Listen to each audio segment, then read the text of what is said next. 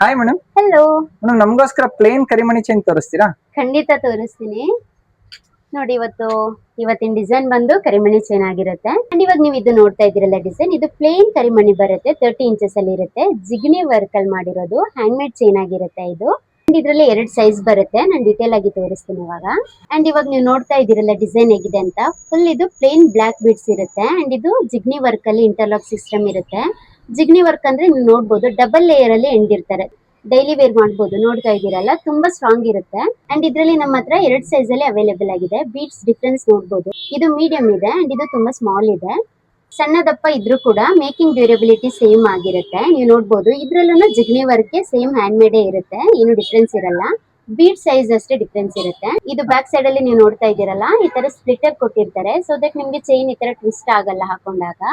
ತಾಳಿ ಹಾಕ್ಲಿಕ್ಕೆ ಈ ತರ ಹುಕ್ ಕೊಟ್ಟಿರ್ತಾರೆ. ಇವಾಗ ನೀವು ನೋಡ್ತಾ ಇರ್ಬೋದು ತಾಳಿ ಫಿಕ್ಸ್ ಮಾಡಿದ್ಮೇಲೆ ಹೇಗಿರುತ್ತೆ ಅಂತ. ಅಂಡ್ ಇದಕ್ಕೆ ನೀವು ನಿಮ್ದು ಗೋಲ್ಡ್ ತಾಳಿ ಕೂಡ ಹಾಕೋಬಹುದು.